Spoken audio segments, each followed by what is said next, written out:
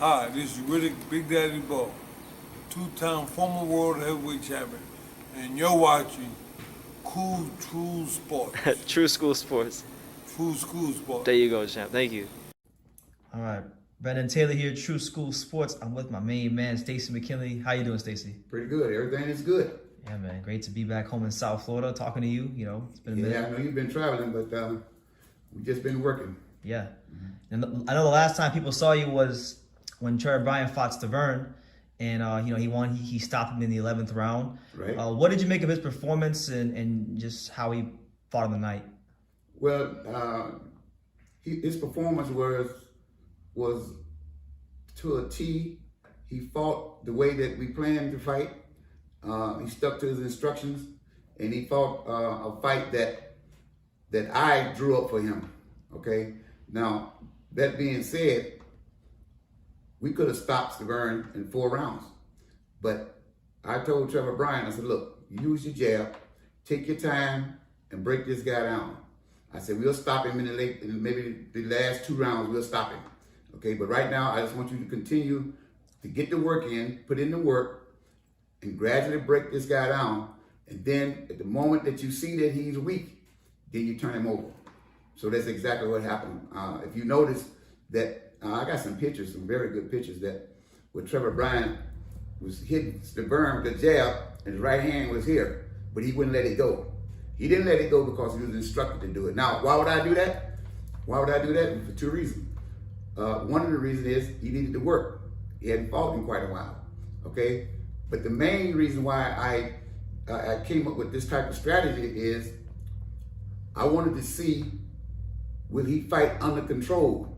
Would he fight under control and follow instructions for 10 or 11 rounds? Because to go out there and bomb Stiverne out was not going to help him. Okay, it wasn't going to help him at all. You know, people say, well, he knocked him out, stopped Stiverne's out, and boom, boom, okay, but that wasn't going to help him. Now, the reason why I did that strategy is because I was looking at other fighters that Trevor may have to fight, like Joshua, Tyson Fury, okay? These type of guys, you just can't go out there and bomb these guys out. That ain't gonna work.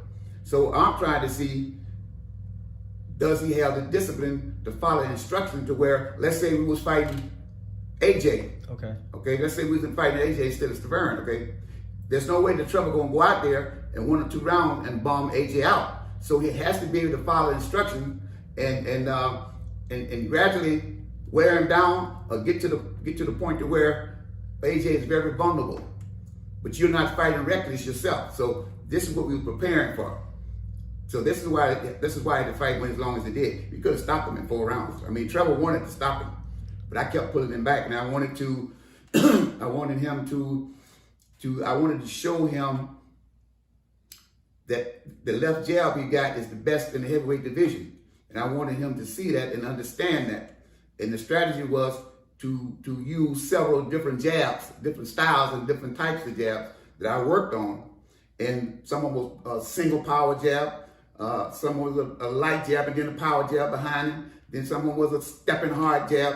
Then if you notice he jabbed to the body, you notice that he jabbed to the chest. When he jabbed to the chest, he knocked the man off balance. Well, those are different types of jabs that most heavyweights are not using.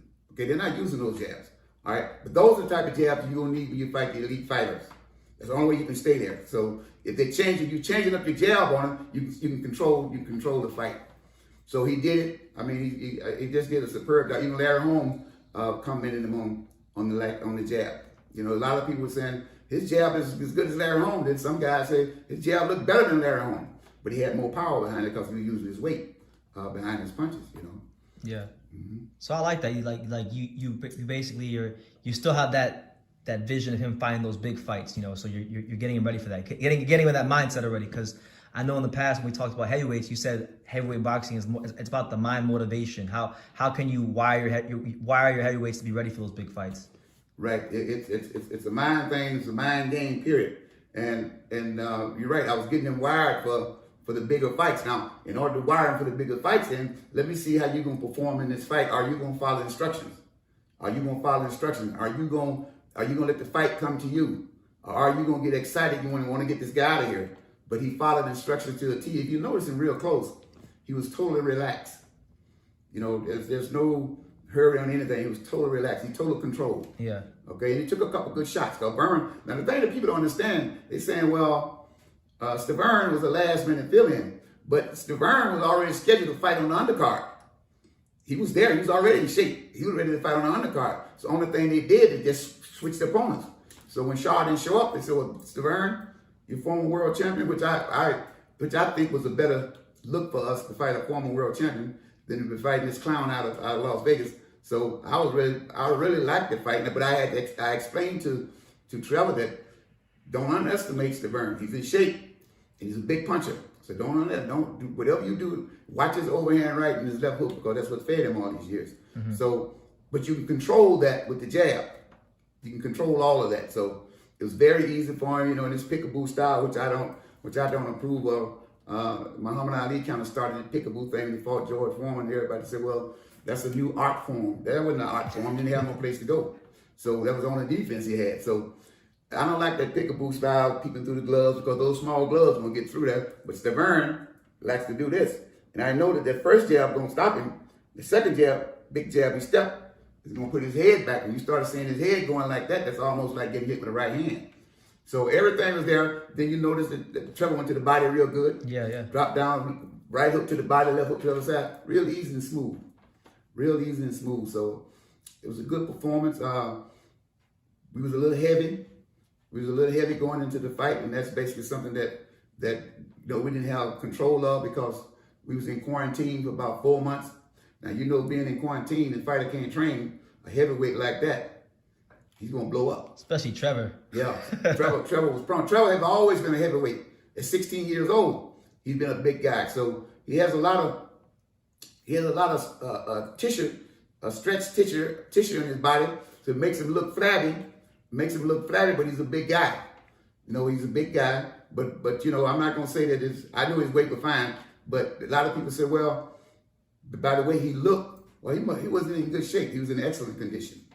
He was in super condition. You never see him take a deep breath. Yeah. You watch the whole fight, you never see him take a deep breath. If you watch him sit on the stool, you don't see his chest going up and belly going all out. He just cool calm. He's in excellent condition. He boxed too many rounds. He had good sparring. He boxed 100 and some rounds of boxing. Then another 100 and some rounds on the heavy bag. So he was in excellent condition, but it was a little bit too much weight. But we come down in weight. We had to come down, man. We wanted to get down to about 232, 235. Okay. That's his fight weight. But we came in at 267, in shape at 267. So we had to go with what we had. But now we got the time to get him on down. But the quarantine, he wasn't able to train, because we had to close the gym down and everything. So that's you know, that's what that was about. That wasn't about he ain't in no shape. No, he was in shape. I mean, you don't run 4 and 5 miles and then do an 8-mile run and box all of this and then come in this gym and do all this type of work and condition and strength and not be in shape. We don't play that. Yeah. So do you think in terms of his shape that he's ready for those top guys physically? Because a lot of people they saw the stomach and that was the main question. I know you said he's good right now, but I'm saying, do you think he's ready to go 12 rounds with a AJ or a Fury if the call came to fight those guys? Absolutely. You know, everybody, like I told the fighters, okay, we're not in the cosmetic business. Okay, we're not in the cosmetic business. Okay, it's nice to come in the gym and come in a fight, all cut up, body looking good, in shape, stomach down. All this is good. I mean, it looks good. It's good. It's good television. It's good PR. But we're not in the cosmetic business. Trevor would never be a cut-up fighter. He would never be a cut-up fighter. He would be a big fighter, but you never see all these cuts and things because his DNA doesn't call for it. Yeah. You can't do it to him. Him being of Jamaican descent, he's got a barrel chest. He kind of like Ike Wonder. Those boys are not cut up, but they got them big barrel chested. So he's a barrel chested fighter. And that's why he got so much speed for a big man. So you have to understand that. Another thing is, when I first realized that a big man could be in shape, when I was at the University of Michigan in the boxing program, we had a wrestling match, professional wrestling match that came to town, so they wanted to use my boxing ring. So this is the first time I ever seen professional wrestlers that close up. So I said, okay, you can use my ring. And when I started watching Sergeant Slaughter and and Mad Dog Drake and all these guys are wrestling in the ring. Yeah, And the OGs. yeah, I'm looking at these guys, and these guys is picking up these big old 275 pound, 350 pound men and body slamming them and then picking them up again. I said, oh, wait a minute. These guys are in shape. There's no way you can do that.